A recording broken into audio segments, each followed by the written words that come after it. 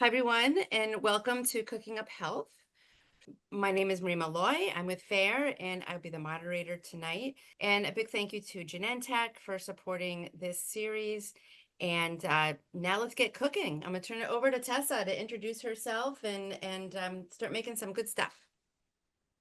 Thank you, Marie. I appreciate the intro. Welcome to our fourth and final, as Marie said, class of this series. It's kind of bittersweet, and I appreciate those of you who have joined us from the beginning, or maybe it's your first one. And as Marie said, if you have any questions throughout our kind of cook along here, people who've attended before know I'm very informal and love to see the engagement and love to answer your questions. So there's no dumb questions. Just raise your hand, or like Marie said, in the chat or the Q&A box, because all these recipes here today are kind of like a DIY. You get to kind of choose your own adventure for the meal. So I want to make sure I answer any questions you might have. The first one today we're going to be talking about is a bulgogi beef bibimbap. So if you've heard that lately, I feel like Korean food is definitely starting to trend, which is awesome. I love it. As you guys probably know at this point, I lived there for 4 years. So I was really lucky to experience a lot of the culture and the food and really experience how delicious it can be. And especially for this recipe, how versatile it can be and allergy friendly. And especially, as we're talking about going back to school season, I think maybe a lot of us are either excited for it, the kids are finally going to be out of the house, or maybe kind of dreading it to having to um, think of, okay, what am I going to pack my kids or folks that I take care of for school lunches, or how that's going to be handled at school. So this is a really great recipe for you to be able to manage that. So first we have, so the basis of a bulgogi beef bibimbap. So bulgogi means like fire, so like cooking fire. And then gogi means beef or meat. So really any sort of meat that's cooked. So there's a lot of versatility in that. Typically it's like beef or pork that's marinated in a really delicious like soy sauce, sweet elements in there, a little bit of Asian pear. So again, harping on like that sweet, savory kind of notes. And then bibimbap. So bibim means just like mixed, and then pop means rice. So it's just a really delicious meal that comes together in a bowl. And all the recipes tonight are kind of one bowl. So I feel like that also helps in like keeping down the dishes, because you can just, everyone kind of makes their own, like I said, choose your own adventure for dinner, lunch, whatever it might be. So the first element that we have is the rice. So I wanted to point out here too, and as y'all know by now, if you've attended classes before with me, is we don't want to make anything harder than what we have to. Managing food allergies is and can be stressful. So I think as you can take as many steps to make it easier for you, more convenient, faster, whatever it is, to make sure that it's okay for yourself and your family or friends, whoever you're cooking for. Take those little shortcuts. There's absolutely nothing wrong with that. And I think, kind of reducing the stigma around convenience foods that allow us to be able to eat a variety of, fruits and vegetables, different grains, proteins, things like that, and also making sure that we're safe. So all that to say, there's no stigma, there's no shame around the food that we're using today.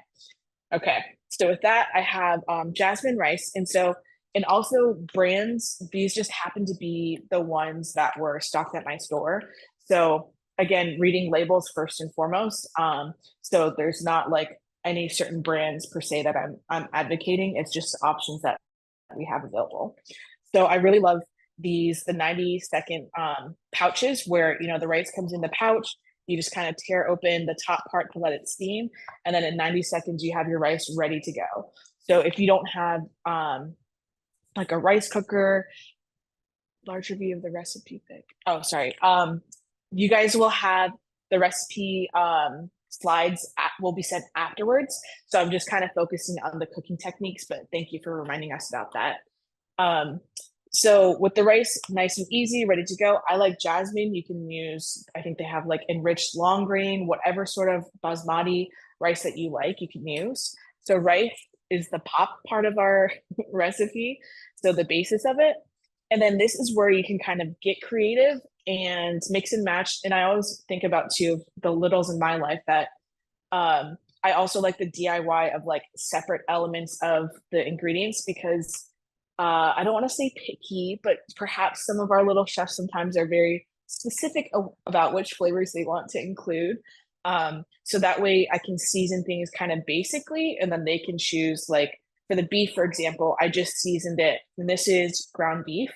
I just seasoned it with a little bit of, you could use either garlic salt, so dried garlic, perfectly fine, or they also had at the store, and again, brands don't matter, but like minced garlic, chopped garlic already done for you, so you can kind of squeeze it and cook it in there. Um, a little salt and pepper, and a little bit of grated ginger as well. So pretty basic in the seasoning, not super flavorful, but it's a nice basis to be able to add to our bowl.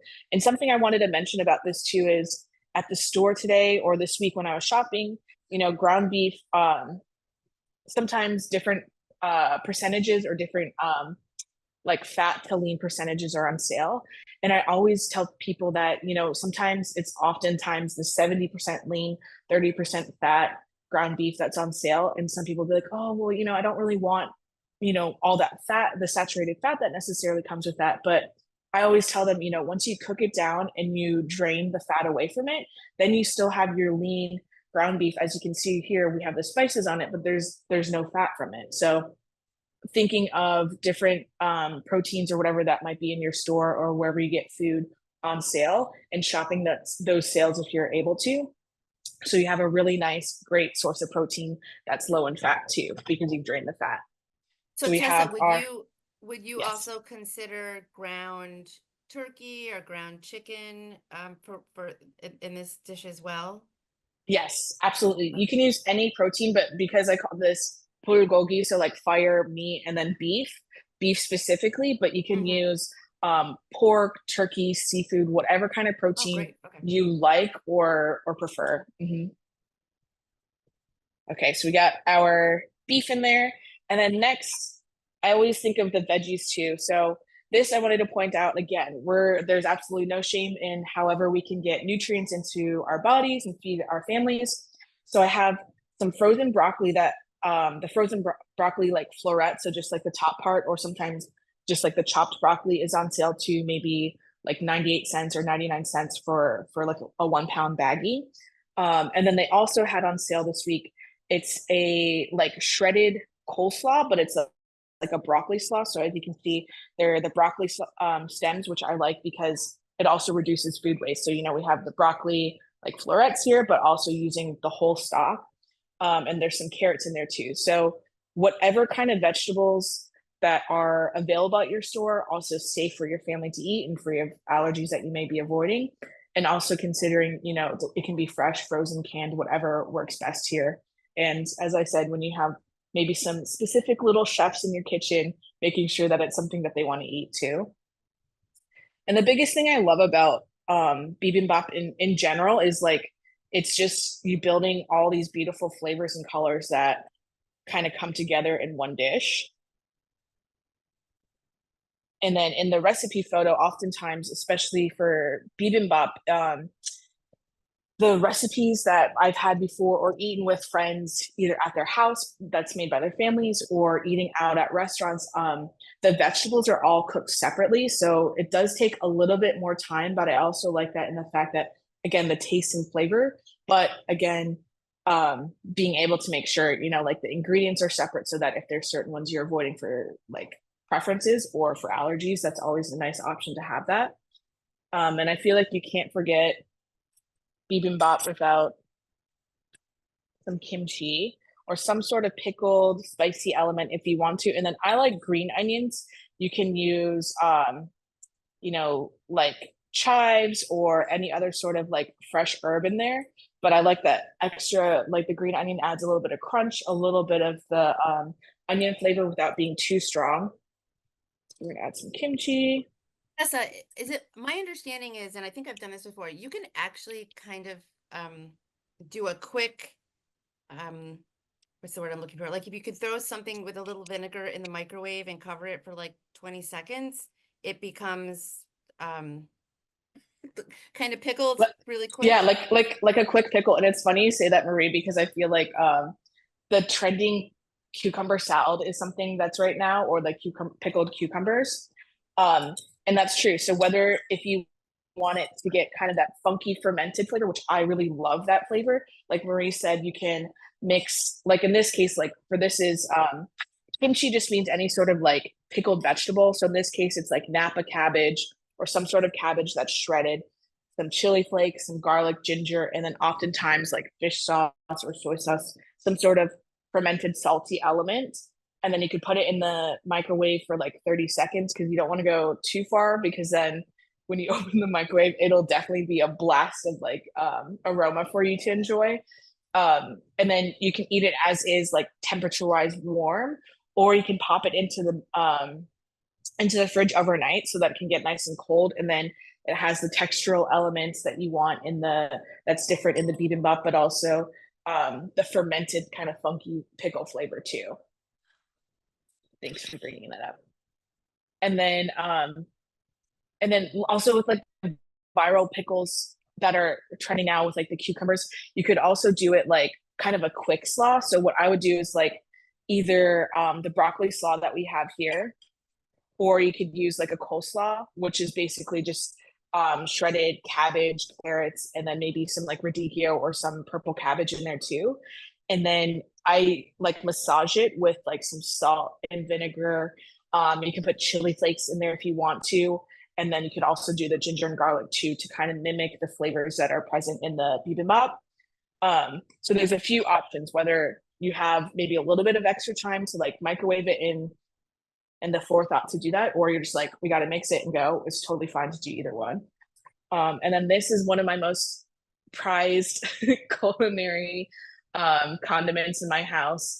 My friend's family, her father grows the chili peppers that go into making gochujang, which is a hot paste that's made with peppers ground down, so like the chili flakes that are ground down with soybeans and a little bit of muryot, which is similar to like rice syrup or like cane syrup. And then it's fermented, from anywhere from like 6 months to oftentimes years. So it just develops more of the funky, delicious, like really umami and pepper flavor. So I always put this on the side. And then when it comes to the table or whenever you're ready to mix, then you just scoop it out and then you can like mix it around. But I think it looks pretty like this. So you can see, all the colors that are present, but also the ability to make it as spicy as you want or not spicy. So there's a lot of options with that. Sorry. If someone Okay. can't find that in their local store, or maybe have a soy allergy, what are some alternatives to spicing up the bowl? Yes. So that's a great question. So this is one of my favorites. I know sriracha is really popular, but there's also, I think we might have talked about this last time, the debate of like now the sriracha brand and the farmer that grows the peppers, like the flavor isn't the same, whatever it is. Any sort of hot sauce that you really enjoy. And this is one of my favorite ones. I use it a lot for I'm Vietnamese, so a lot of the Vietnamese dishes that I like. I found this at my local like Asian store, and it's similar to, let's see here, I'll pull some out so you guys can see. It's not as deep of a flavor, if that makes sense, as of course it's gonna take a minute, as the gochujang that I mentioned, but you'll see the color is brighter because the chilies that are used in this are like the bird's eye chilies. So they're kind of brighter red and captured in with a little bit of garlic and I think they put vinegar in this too. Yes. So there's the chilies, garlic, and a little bit of sugar.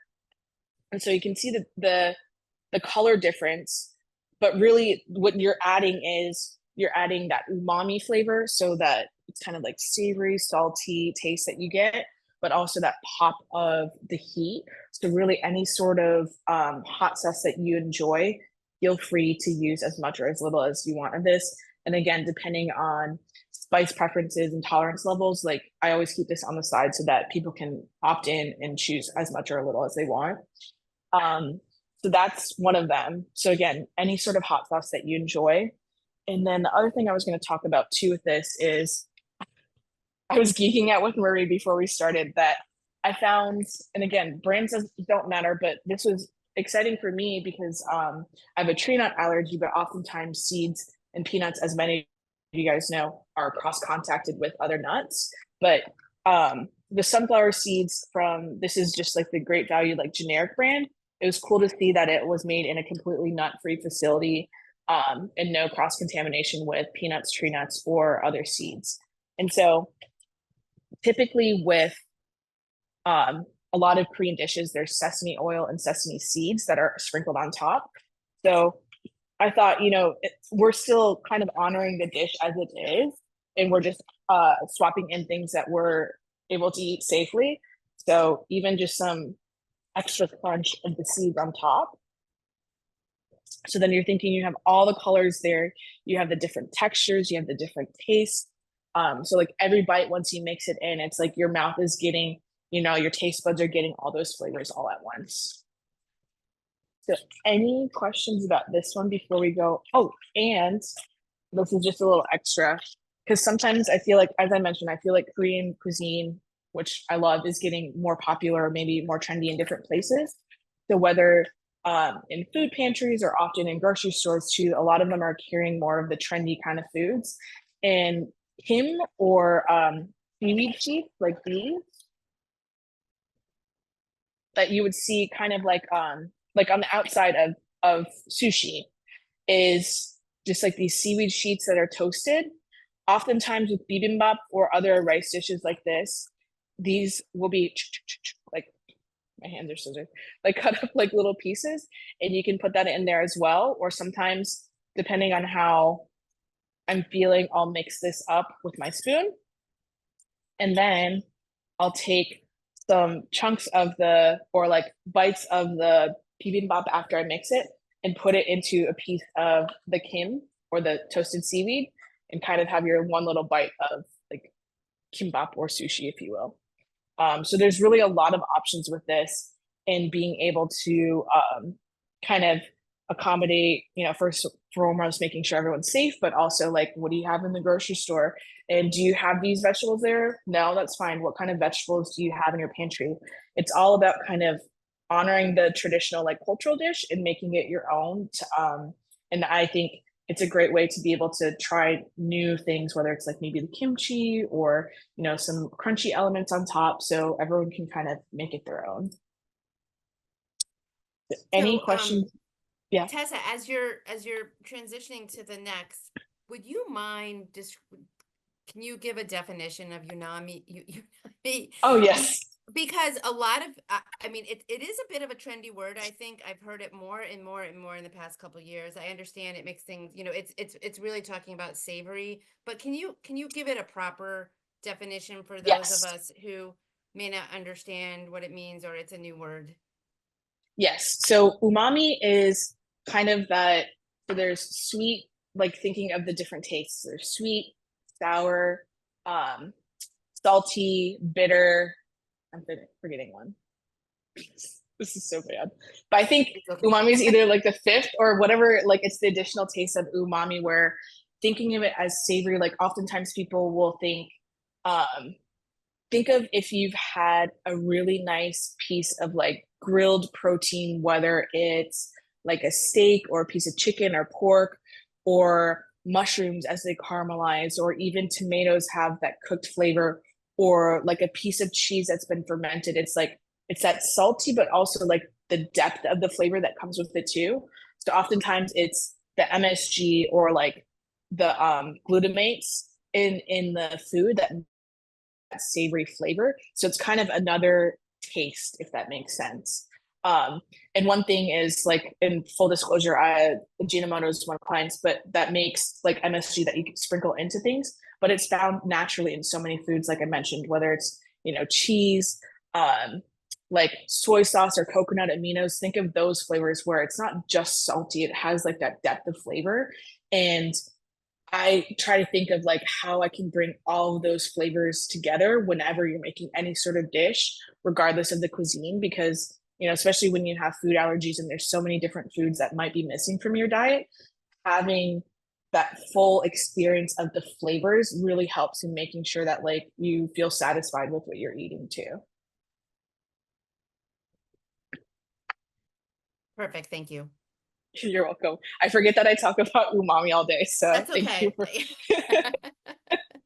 All right, so this is our bibimbap that's done. So I'm going to move this over, and then we're going to transition into our next recipe. All right. So next, we're going to do our turkey taco salad. And the same thing with this, like I just did turkey because turkey taco, the alliteration was like exciting to me. I'm a word nerd, but you can use any sort of protein, if you wanted to use beef. And something I also wanted to call out is like uh I did different proteins for today's conversation or today's like back to school thing to think of something that was exciting. And oftentimes, I know some of our partners or kids, whoever it might be, could eat the same thing every day and be fine. But like myself, I want to maybe like cook once, but I don't want to feel like I'm eating the same meal over and over again. So that's why we have the different proteins that are showcased today. But you could easily swap, like if you got, like I said before, like the ground beef was on sale and maybe a 5 pound, 10 pound, whatever it is to feed yourself and your family, to cook it all at once, season it just with like salt, MSG, and pepper, whatever, just basic, or even no seasoning at all. And that way you can kind of divide it across these recipes and then freeze some for later if you want to as well. So that way it's like you can use the same protein, but you're not eating the same meal, if that makes sense. So it still keeps it exciting and new. But like I said, we're using ground turkey for this one, but you can easily swap in any other protein that you'd like. And so for the salad, I also like to mention this. Again, take those shortcuts when and if you can. This is a salad mix that was already, chopped up and ready at the store. So all you have had to do is just kind of pick through if there's some pieces that might be turning, but other than that, you don't even have to worry about like cutting things up. So thinking from an accessibility standpoint too, if you don't have or don't want to, cut up all the vegetables that come with this, that's perfectly fine. And then for our proteins, I have ground turkey and frozen veggies for this one. I used ground turkey, and the same thing as I talked about with the beef. This one I think was like an 85 lean, 15% fat. So what I did was, again, I cooked it in my pan and drained off the extra like water and fat that came from it. And then we have our nice lean turkey together. And then you can see in there a little sprinkle of color too, because I added in a package of, I think it was just one bag of frozen bell peppers and onions that were chopped up. Whether it's, like a pound or I think maybe 12 ounces or something like that. You can add as much as you want, as little as you want. Another option is if you wanted to like put your salsa and cook it with the turkey, that also adds flavor. But again, kind of thinking of, the bell peppers, everyone pretty much likes, and onions in our house. So I could do that, but then not everyone loves like the salsa. So keeping that separate. So we'll put this one in first. And with the turkey taco salad, I know this might be controversial because there's people in our family who love it like warm. They want all the toppings to be warm. And then other folks are like, yeah, I want all my things to be cold. I don't want like different textures or temperatures. So that's something that you can maybe have a lively discussion with your family or friends that you're making this for. But for this case, I did keep it nice and cold so that you can kind of see all the elements in there. We have our turkey, and then these beans. So oftentimes, I'll be honest, like we eat a ton of beans, and the only reason why I buy them dry is because we literally go through so much a week. So usually on the weekends, like Saturday or Sunday, I'll use our slow cooker and put in the beans that I've, rinsed through to make sure to pick out any rocks or anything like that, and any ones that might be like clumps of dirt or whatever. Rinse them really well, and then put a bunch of water in there, or you could use like vegetable stock or chicken stock if you wanted to.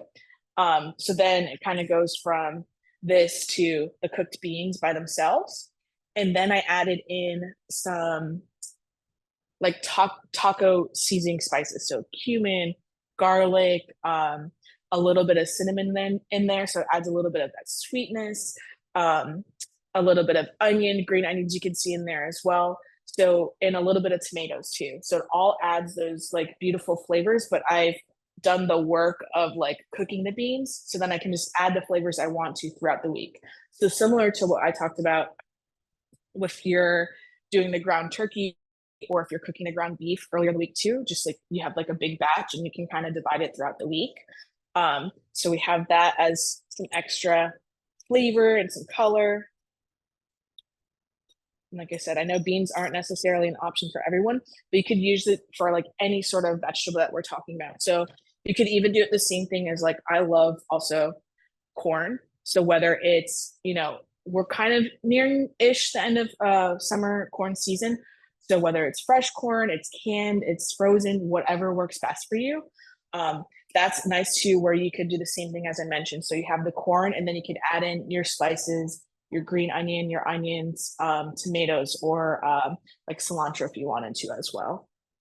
Tessa, I like to take my corn, regardless if it's frozen or fresh, but I like to put it in a pan with a Mhm. little oil or butter and kind of crisp it up a little bit and give it a little, Ooh, yeah, I think that's always yes. great because I do taco salads a lot. Yes, exactly. That's so delicious because I think of like during summer, like it mimics like Marie said when you crisp it up, it like kind of mimics the grill flavor that you would get if you put it on the grill too. And just thinking of ways to add flavor. And I think they have there's like a some brands also have like a I don't know what it's named for, but like a fire roasted corn maybe. So like there's different options too. If you're like, oh, I don't know if I have the time or want to do that, but great options for sure. Yeah, And some if you have a Trader Joe's near you, anyone, they do a fire roasted corn. It's super cheap. So yeah, that's always a good option if you have a Trader Joe's near you. yeah.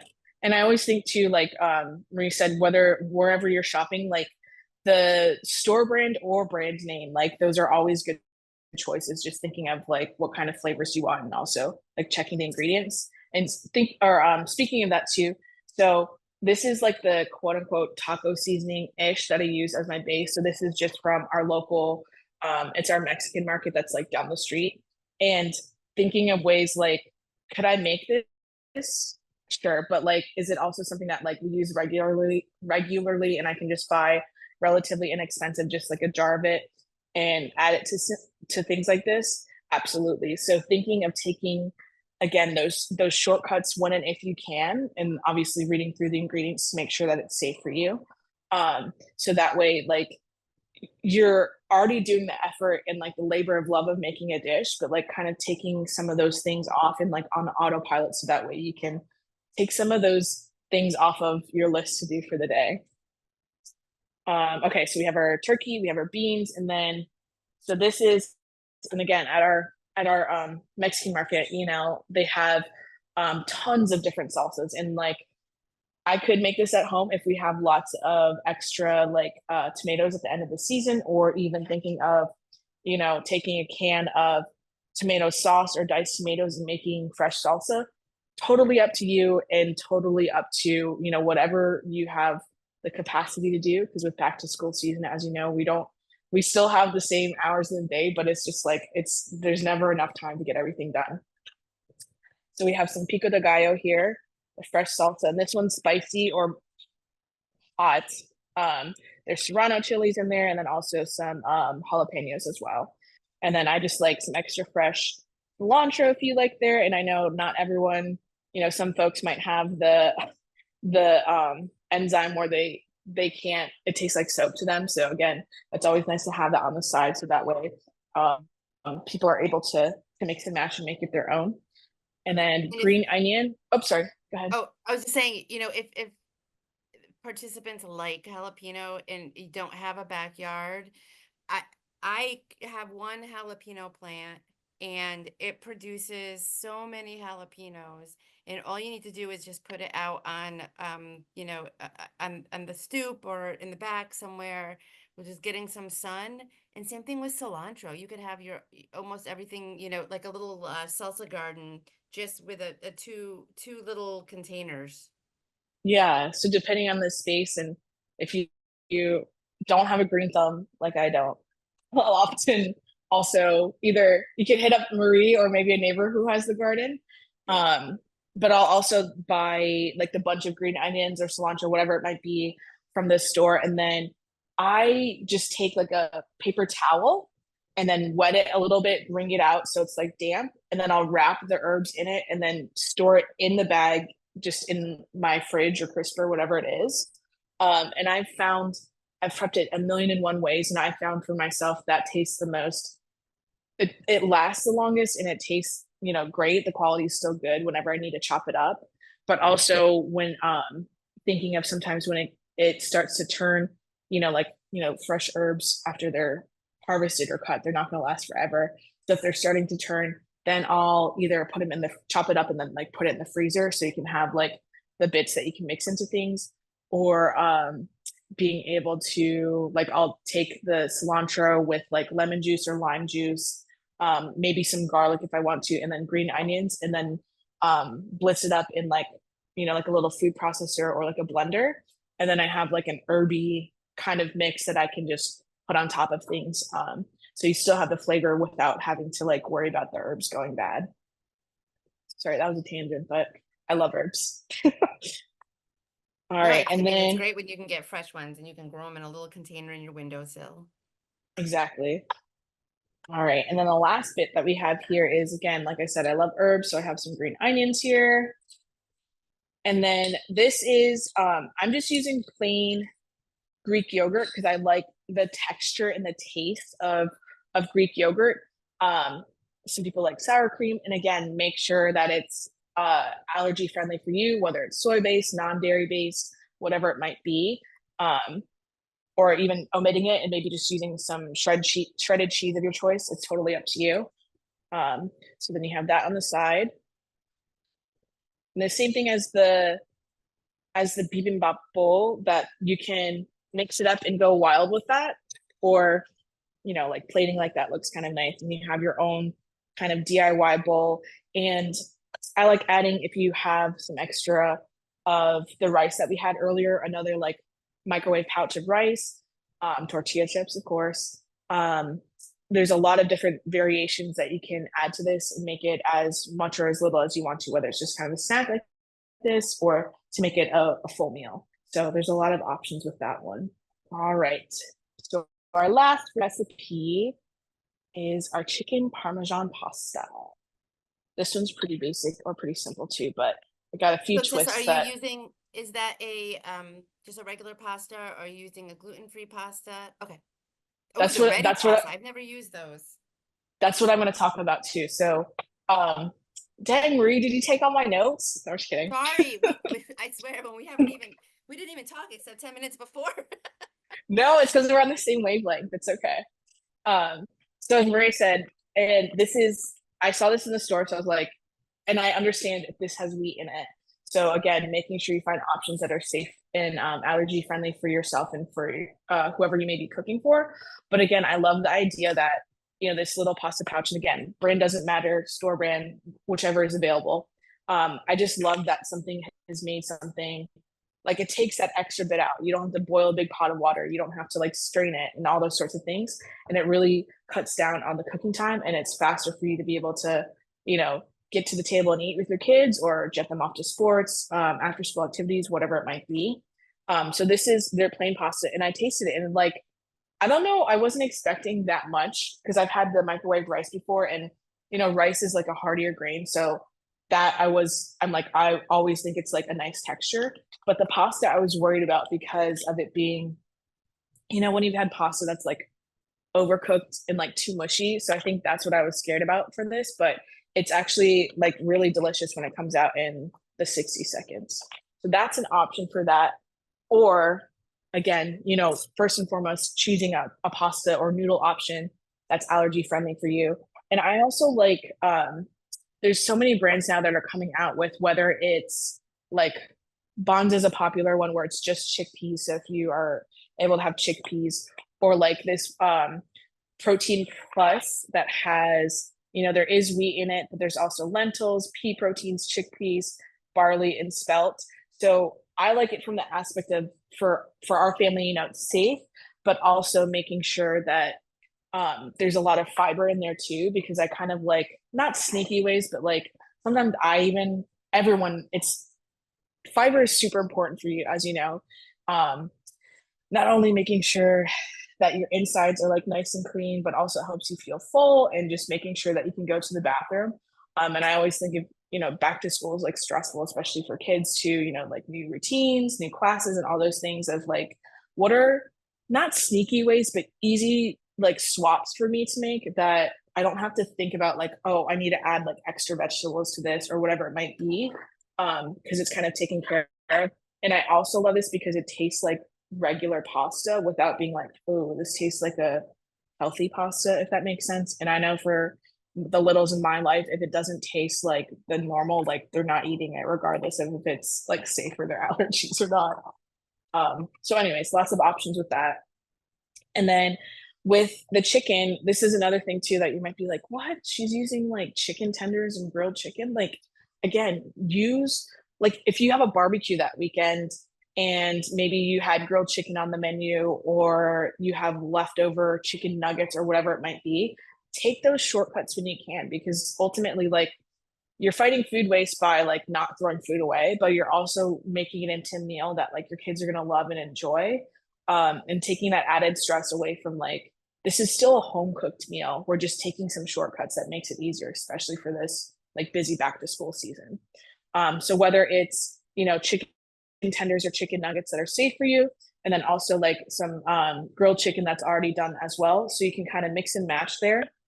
And then this one we're gonna get wild. We're gonna do both. Because why not? And the same thing here too, where I like it where like this is a microwave safe dish, an oven safe dish. So like whether, excuse me, you want to heat it up again afterwards or melt like the cheese on top, there's options that are there too. And then this with the tomato sauce, there's a few things that I like about this. So one, just get a jar of your favorite sauce. Done deal. Don't worry about it.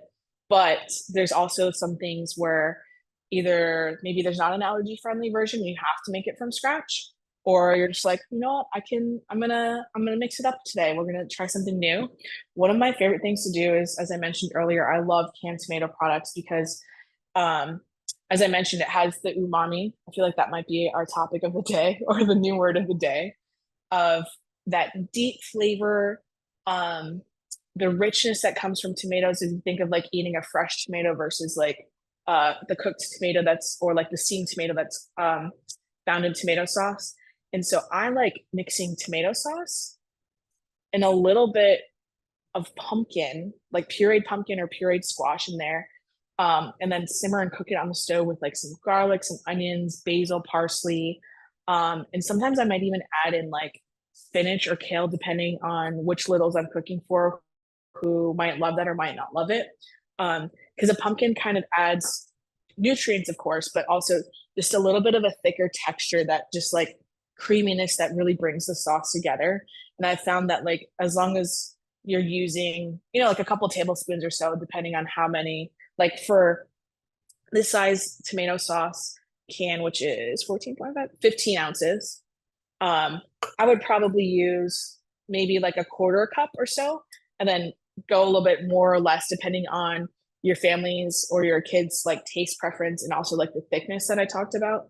And again, just thinking of those like kind of no brainer ways to add more nutrients and vitamins and minerals and things like that without having to like actively think about it. So that's what I like about that. Or as I mentioned, there's absolutely nothing wrong with just using a jar of sauce too. So we have that. Put it all the way on top.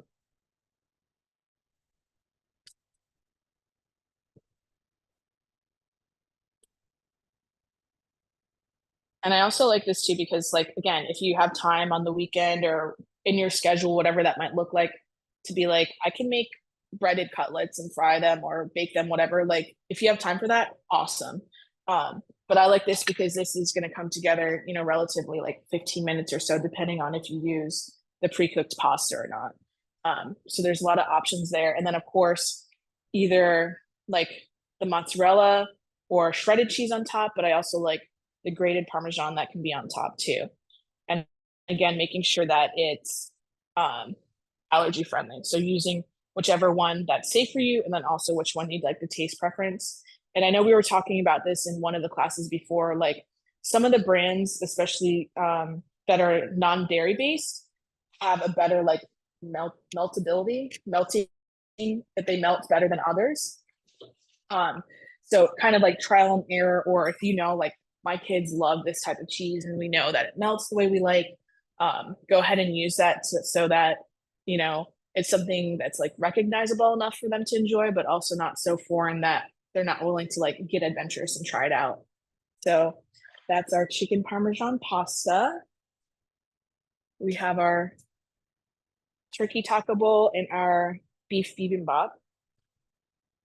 And I'm really sad because that's our fourth and final class. Those are all my favorite things right there, by the way. I love anything that's Asian influence, anything that's has cilantro and jalapeno and sour cream and salsa in it. And I have I will have to admit I have made some chicken nugget uh pasta dishes when my son was little as well. So it's, again, you do what you have to do with sports and getting kids out the door and different things like that in that back to school season. And the other thing I think I want to mention here is these are pretty economical to purchase the ingredients Hmm. for. I'm guessing you can add some like the kimchi and different things like that. You can add on maybe a little, you know, a little more, make it a little more pricey, but the vegetables and the meat and the pasta for these things, I'm guessing about $10, for each recipe. Hmm. Assuming you can get a good deal on the protein that week, and canned corn and canned vegetables and canned beans, it's all really good. Yeah, like the cost for this, like Marie said, it's, depending again, how many you're serving, like two people or four, or making enough for your kid for the week to take, or whatever it might look like. But these are all under like 15, maybe $20, like she said, depending on, which kind of extras or optional items that you add. Because we know, especially with allergy friendly, like the dairy products or non-dairy products can be kind of pricey. So that's why I like to offset it with the lower cost of, like, the fruits and vegetables that are accessible to really almost all of us. Um, and yeah, I And just love these seasonal, recipes. right? Mm-hmm. And Yeah. seasonal, because I can see the zucchini in um at least two of these dishes. I mean, I would, especially Yeah. the first one. I think that that would be a great addition. And this time of year, people are trying to give away, The zucchini right and left bushels. because it's starting to come up like crazy. So I know, Yeah. like, I've been, for those of you who are in the Newark area, there's the Great Garden in the South Ward, over on Demarest, and they have probably a ton of stuff right now. And I know they do a farmers market, and it's very, very, very inexpensive to get that fresh food there. And I'm, sure in everyone else's areas as well, that whether you're urban or in the country, that you're going to find something where you can get fresh vegetables at a reasonable cost this time of year and not go to the grocery store necessarily. Yeah, and especially like the tomatoes, because I think of typically, like, unless you have a greenhouse, like end of summer, the same thing with like a ton of summer squash and zucchini. Like you could feel adventurous enough or try out making some sauce with your kids, or even like the salsa. So yeah, there's a lot of options there. And if you're vegan or vegetarian, this you could put like the zucchini or even like a portobello mushroom in place of the chicken in the Parmesan one. I can picture that because the portobello mushrooms Yeah. are very meaty. They're very meaty, and you see a lot of like zucchini squash this time of year being used for lasagna and a lot of other traditional dishes, that Italian dishes that have um uh, usually have meat in them. So definitely a lot of options. Yeah. And way cheaper than ordering this at Chipotle or at your local Korean restaurant, I for know, sure. especially nowadays where I think people may have seen on social media too, like the Chipotle bowl. And I love Chipotle, love all brands, but like are they going to do the scoop, the half scoop, the double scoop? So Yeah, you can choose how much you want at home with e- all the ingredients that you have. exactly. And have leftovers because I never quite have leftovers when I get Chipotle. So, Yes, exactly. yeah, and I can, what I love about all these dishes is that you can use with what you have at home. Or if you don't like beef and you want to have chicken, or if you don't like chicken tenders, you want to do something else. There's a lot of way to mix it up. And again, really quick. And the protein content looks pretty decent in terms of, that there's just it looks about a quarter of each dish has is protein. Well, in Hmm. the beans, you even have more there. So, because Yeah. And protein is then so important. especially, yes, like protein, and also thinking, we're matching our plant protein, whether it's beans, soybeans, if you can have soy, like all those like alternative proteins, we're matching them with a diverse variety of grains and fruits and vegetables. And that's really important, especially if you're vegan or vegetarian, that you're getting all those nutrients to make sure you have, the amino acids that you need, that would typically be found in animal proteins. Right? Well, if does anybody have a question? It doesn't have to be about these particular three things. Maybe you have another question about allergen substitutions. I can help with that. Tessa can help with that. Or if you have, any other suggestions for something that could be used in place of one of these ingredients, feel free to throw that into the chat. And just so everyone knows, well, I'll let you think if you have any questions, but there's a survey there.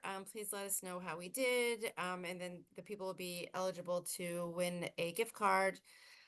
Also, the three previous Cooking Up Health workshop are on our YouTube channel. I put that in the chat as well, and that will also be in the email that you will get from Zoom 24 hours from now. You'll also get the survey link too in case you miss it. So I won't close the survey till Friday. And the other thing is I put a link in the chat about common substitutions. Um, Information on different ways to replace egg in baking, to replace wheat, and do some different things like that. A lot of them very economical. Sometimes buying substitutions can be very expensive, but there's things you can do with ingredients you may have around the house to, especially when it comes to baking, that you can replace with different things. And what else? Did I forget anything else? I think we covered everything. YouTube. And um, hopefully stay tuned to maybe a teaser of maybe a hopefully another cook along sometime yeah. soonish. Yeah, hopefully, like maybe something for the holidays. We're going to be talking about um, Tessa with that. And then also, we do have a lot of our information in Spanish. I did put a link there to our top resources that are available in both English and Spanish. Everything on the FAIR website is free. Please, feel free to go on anytime. My email will be in the follow-up email. Don't hesitate to reach out. Thank you very much, everyone. Really appreciate you taking your time tonight. And thank you, Tessa. Thank you, Marie. Thanks, everyone. Have a great night. All right. Bye-bye.